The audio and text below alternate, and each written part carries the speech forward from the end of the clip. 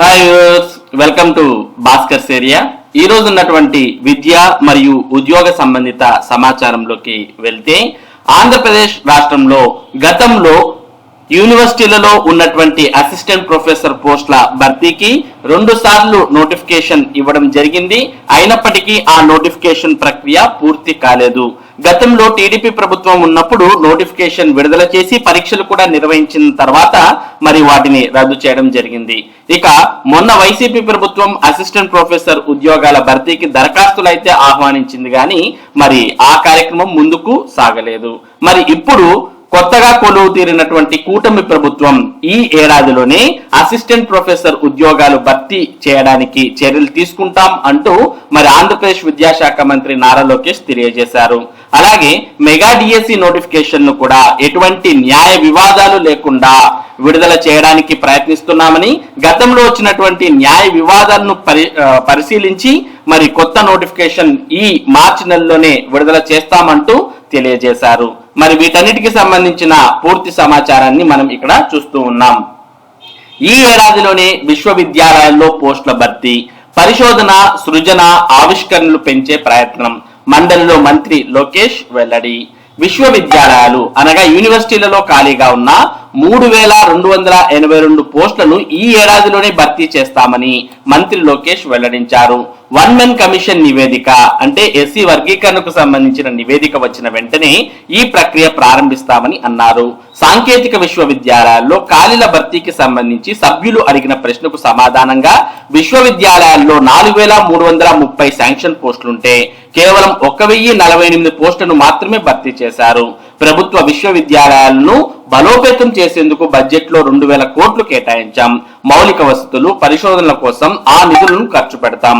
Lip learning excellence in AP పేరుతో sector వారీగా ఇన్స్టిట్యూట్లపై దృష్టి పెట్టి ఐటీఐలు, పాలిటెక్నిక్లు, కళాశాలల విశ్వవిద్యాలయాలతో క్లస్టర్లు ఏర్పాటు చేయాలని నిర్ణయించాం. తద్వారా పరిశ్రమలకు అవసరమైన విధంగా కరికులం తీసుకొస్తామని వివరించాం. స్టడీ ఇన్ ఏపీ బ్రాండింగ్ తెస్తాం. స్టడీ ఇన్ ఏపీ బ్రాండింగ్ తీసుకురావాలన్నదే ప్రయత్నమని మంత్రి పేర్కొన్నారు. దీనికోసం పరిశోధన, సృజన, ఆవిష్కరణలపై ప్రత్యేక దృష్టి పెట్టనున్నాం. ఏయూలో సెంటర్ ఆఫ్ ఎక్సలెన్స్ ఏర్పాటు చేయాలని కోరాం. గ్లోబల్ టీచింగ్ టాలెంట్ రావాలని లోకేష్ అన్నారు. విద్యార్థుల ఆత్మహత్యల నివారణకు చర్యలు. విద్యార్థుల ఆత్మహత్యల నివారణకు స్కూల్ వెల్నెస్ టీమ్స్ ఏర్పాటుకు చర్యలు తీసుకుంటున్నామని మంత్రి లోకేష్ పేర్కొన్నారు. శాసన మండలిలో గురువారం పలువురు సభ్యులు అడిగిన ప్రశ్నలకు ఆయన సమాధానమిచ్చారు. విద్యార్థుల ప్రవర్తనలో మార్పులను గమనించి వారి ఆలోచనలు సరిచేసేందుకు కౌన్సిలింగ్ ఇవ్వడం స్కూల్ వెల్నెస్ టీమ్స్ లక్ష్యం. ఈ తరహా సేవలకు అమెరికాకు చెందిన QPR ఇన్స్టిట్యూట్ కు గుర్తింపు ఉంది. ఆ సంస్థ బెంగళూరులో ఓ భాగస్వామితో ఒప్పందం కుదుర్చుకుంది. స్కూల్ కౌన్సిలర్ ట్రైనింగ్ కోసం వారిని సంప్రదిస్తున్నాం.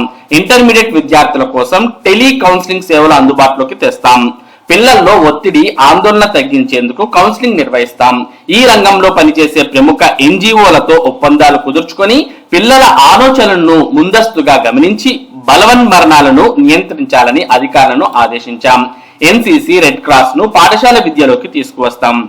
ర్యాగింగ్, అకాడమిక్ ఒత్తిడి, ఫీజుల భారం బలవన్మరణాలకు ప్రధాన కారణాలు. ఈ విషయంలో ప్రైవేట్ కళాశాలల యాజమాన్యాలకు బాధ్యత ఉంది అని వెల్లడించారు. ప్రభుత్వ విద్యను బలోపేతం చేసి పరిశ్రమలకు అనుసంధానం చేయాల్సిన అవసరం ఉందని లోకేష్ వెల్లడించారు. దీనికోసం ప్రభుత్వ విద్యా విధానంలో సంస్కరణలు తీసుకొస్తున్నాం. బోధన మెరుగుపరచడంతో పాటు ఉపాధ్యాయ ఖాళీలను భర్తీ చేస్తాం. పాఠశాలల్లో యాక్టివ్ ఏపీ ప్రాజెక్ట్ కింద వచ్చే ఏడాది నుంచి వారానికి 150 నిమిషాలు పిల్లలు క్రీడలు ఆడేలా ఫిజికల్ యాక్టివిటీ చూస్తాం. పాఠశాలల మైదానాలను మ్యాపింగ్ చేసి మౌలిక సదుపాయాలు కల్పిస్తాం అని వివరించారు. ఇక న్యాయ వివాదాలకు తావు లేకుండా mega DSC notification. Mega DSC notification ప్రకటన ఇచ్చే విషయంలో గతంలో ఎలాంటి తప్పులు జరిగాయనే విషయాన్ని పరిశీలిస్తున్నామని లోకేష్ చెప్పారు. న్యాయ వివాదాలకు తావు లేకుండా పకడ్బందీగా నోటిఫికేషన్ ఇవ్వాలన్నదే ప్రభుత్వ ఆలోచనని తెలిపారు. ఇక ఇదే విషయాన్ని ఇక్కడ కూడా చూస్తూ ఉన్నాం. విద్యార్థుల ఆత్మహత్యలకు అడ్డుకట్ట.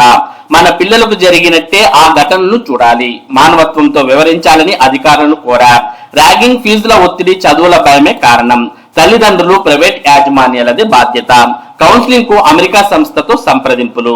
విద్యాలయాల్లో స్కూల్ వెల్నెస్ టీంల ఏర్పాటు. ఈ ఏడాది యూనివర్సిటీల్లో ఖాళీలన్నీ భర్తీ చేస్తాం. శాసన మండలిలో మంత్రి లోకేష్ వెల్లడి. ఇక పాత తప్పులు పునరావృతం కారాదని మెగా డిఎస్సి విషయంలో గతంలో జరిగిన తప్పులు పునరావృతం కాకుండా న్యాయపరమైన వివాదాలకు తావు లేకుండా పకడ్బందీగా నోటిఫికేషన్ ఇవ్వాలనే లక్ష్యంతో పనిచేస్తున్నామని లోకేష్ తెలిపారు. విశ్వవిద్యాలయాల్లో నియామకాల అంశం కోర్టులో ఉంది. దీనిపై అడ్వకేట్ జనరల్ తో మాట్లాడి చర్యలు తీసుకుంటాం. విశ్వవిద్యాలయాల్లో మంజూరైన పోస్టులు 4330, అందులో 3282 పోస్టులు ఖాళీగా ఉన్నాయి. క్యూఎస్ ర్యాంకింగ్స్ లో టాప్ 100 లో మన రాష్ట్రం నుంచి కనీసం ఒక విశ్వవిద్యాలయమైనా ఉండాలనే లక్ష్యంతో పనిచేస్తున్నాం అని లోకేష్ తెలిపారు.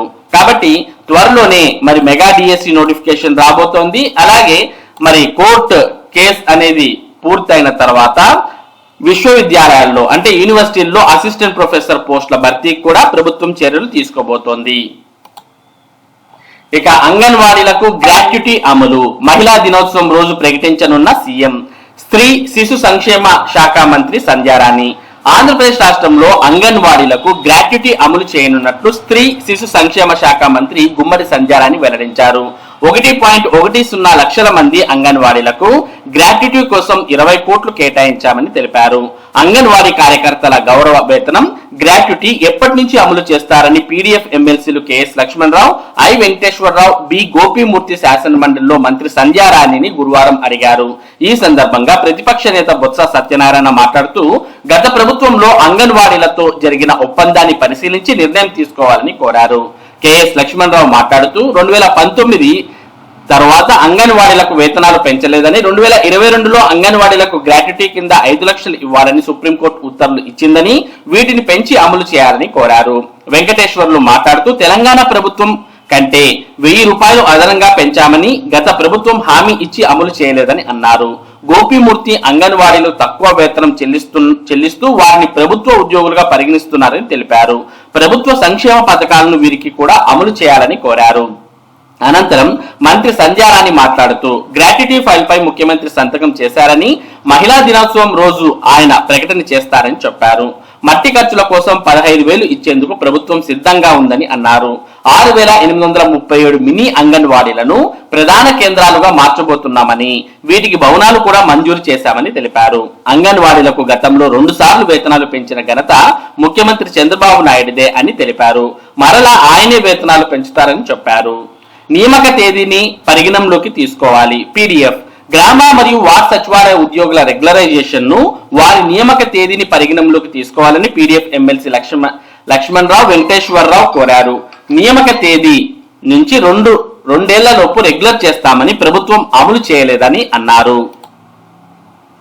మంత్రి డోలా బాల వీరాంజనేయ స్వామి మాట్లాడుతూ 1,19,803 మంది సచివాలయ సిబ్బంది ఉన్నారని, వారి రేషనలైజేషన్ ప్రక్రియ జరుగుతుందని, సర్వీస్ నియమావళిని రూపొందిస్తున్నామని చెప్పారు. కాబట్టి అంగన్వాడీలకు కూడా గ్రాట్యుటీ అనేది అమలు కాబోతోంది. ఈ విషయాన్ని ముఖ్యమంత్రి మహిళా దినోత్సవం రోజున ప్రకటించబోతున్నారు. ఇక ఆంధ్రప్రదేశ్ రాష్ట్రంలో ప్రతి 3వ శనివారం స్వచ్ఛాంధ్ర దివాస్, పర్యావరణానికి హాని చేసే ప్లాస్టిక్ నిషేధాన్ని కట్టుదిట్టంగా అమలు చేయండి. సిఎస్ స్వర్ణాంధ్ర 2047 లక్ష్య సాధనలో భాగంగా ప్రతి నెల 3వ శనివారం రాష్ట్ర వ్యాప్తంగా అన్ని ప్రభుత్వ కార్యాలయాలు, ఇతర ప్రాంతాల్లో స్వచ్ఛాంధ్ర దివాస్ నిర్వహించాలని ప్రభుత్వ ప్రధాన కార్యదర్శి వి జయానంద్ అధికారులను ఆదేశించారు. గురువారం రాష్ట్ర సచివాలయం నుంచి ప్రభుత్వ కార్యదర్శులు, శాఖాధిపతులతో ఆయన వీడియో కాన్ఫరెన్స్ నిర్వహించారు. సిఎస్ మాట్లాడుతూ స్వర్ణాంధ్ర దివాస్ ను సంబంధిత గత 2 నెలల్లో ఎదురైన అనుభవాలను పరిగణనలోకి తీసుకుని ఈ నెల 15న నిర్వహించే కార్యక్రమాన్ని విజయవంతంగా జరపాలి. కార్యక్రమ వివరాలను వెబ్సైట్ లో అప్లోడ్ చేయాలి. విజన్ 2047 కింద రాష్ట్రాన్ని పరిశుభ్ర, ఆరోగ్య, హరితాంధ్రప్రదేశ్ గా తీర్చిదిద్దేందుకు రూపొందించిన ప్రణాళికను అమలు చేయాలి. పర్యావరణానికి హాని కలిగించే ప్లాస్టిక్ వస్తువుల నిషేధానికి కట్టుదిట్టంగా చర్యలు తీసుకోవాలి. చేనేత, జౌళి శాఖ, ఎంఎస్ఎంఈ, ఖాదీ, గ్రామీణ పరిశ్రమలు, స్వచ్ఛాంధ్ర కార్పొరేషన్లు భాగస్వామ్యంతో పర్యావరణ హితమైన వస్తువుల తయారీకి చర్యలు తీసుకోవాలని స్పష్టం చేశారు. ఇక నేటితో నీట్ దరఖాస్తుకు ముగియనున్న గడువు. ఎంబీబీఎస్, బీడీఎస్, ఇతర వైద్య వృత్తి యూజీ కోర్సుల్లో ప్రవేశాలకు సంబంధించిన నీట్ యూజీ 2025 దరఖాస్తుకు శుక్రవారంతో గడువు ముగియనుంది. ఆన్లైన్ రిజిస్ట్రేషన్ గడువు పొడిగించబోమని నేషనల్ టెస్టింగ్ ఏజెన్సీ స్పష్టం చేసింది. దేశంలోని 2025-26 విద్యా సంవత్సరానికి గాను ఎంబీబీఎస్, బీడీఎస్ ఇతర వైద్య విద్యా కోర్సుల్లో ప్రవేశాలకు సంబంధించిన నీట్ యూజీ దరఖాస్తులకు శుక్రవారంతో గడువు ముగియనుంది. ఆన్లైన్ రిజిస్ట్రేషన్ గడువు పొడిగించబోమని ఇప్పటికే ఎన్టీఏ స్పష్టం చేసింది. మే 4న దేశవ్యాప్తంగా మధ్యాహ్నం 2 నుంచి సాయంత్రం 5 గంటల వరకు పెన్ పేపర్ అనగా ఆఫ్లైన్ విధానంలో నీట్ యూజీ నిర్వహించనున్నారు. ఆన్లైన్ దరఖాస్తుల్లో తప్పులను సరిచేసుకునేందుకు ఈ నెల 9 నుంచి 11వ తేదీ వరకు అవకాశం కల్పించనున్నారు. విద్యార్థులు ఆ తేదీల్లో తమ దరఖాస్తును పరిశీలించుకోవచ్చు. 11వ తేదీ రాత్రి 11:50 గంటల అనంతరం సవరణలకు వీలుండదు. కాబట్టి ఎవరైతే నీట్ కి ఇంకా అప్లై చేయలేదో అటువంటి వారు వెంటనే అప్లై చేసుకోవాల్సిన అవసరం ఉంది. ఇక 10వ తేదీ నుంచి ఏపీపీఎస్సీ హాల్ టికెట్స్. ఏపీపీఎస్సీ నిర్వహించనున్న ఫారెస్ట్ రేంజ్ ఆఫీసర్ పోస్టుల స్క్రీనింగ్ టెస్ట్ హాల్ టికెట్లు ఈ నెల 10వ తేదీ నుంచి ఏపీపీఎస్సీ వెబ్సైట్ లో అందుబాటులోకి రానున్నాయి. ఈ నెల 16న జరగనున్న స్క్రీనింగ్ పరీక్ష కోసం ఏపీపీఎస్సీ వెబ్సైట్ నుంచి హాల్ టికెట్లు డౌన్లోడ్ చేసుకోవాలని కమిషన్ గురువారం సూచించింది. కాబట్టి ఫారెస్ట్ రేంజ్ ఆఫీసర్ పోస్టులకు దరఖాస్తు చేసినటువంటి వారు మీ హాల్ టికెట్స్ ను 10వ తేదీ నుంచి డౌన్లోడ్ చేసుకోవచ్చు. ఇక ఇంటర్ విద్యలో పదోన్నతులకు కమిటీ ఏర్పాటు. ఇంటర్మీడియట్ విద్యా మండలిలోని 1-2 స్థాయి గెజిటెడ్ అధికారుల పదోన్నతులకు కమిటీని ఏర్పాటు చేశారు. ఈ మేరకు గురువారం ప్రభుత్వ కార్యదర్శి కోన శశిధర్ ఉత్తర్వులు జారీ చేశారు. డిపార్ట్మెంటల్ ప్రమోషన్ కమిటీలో ఇంటర్ విద్యా కమిషనర్, కన్వీనర్ మెంబర్ గాను, పాఠశాల విద్యా డైరెక్టర్, ఇన్ఛార్జ్ డిప్యూటీ కార్యదర్శి సభ్యులుగాను ఉంటారు. కమిటీ 2 ఏళ్ల పాటు కొనసాగుతుందని పేర్కొన్నారు. మరి ఇవి ఈ రోజు ఉన్నటువంటి విద్య మరియు ఉద్యోగ సంబంధిత సమాచారం. ఇటువంటి ముఖ్యమైన సమాచారాన్ని భాస్కర్స్ ఏరియా మీకు అందిస్తూ ఉంటుంది. మరి ఈ సమాచారం మీరు మిస్ కాకుండా పొందడానికి మన భాస్కర్స్ ఏరియా యూట్యూబ్ ఛానల్ కు సబ్స్క్రైబ్ అవ్వండి. Thank you for watching this video.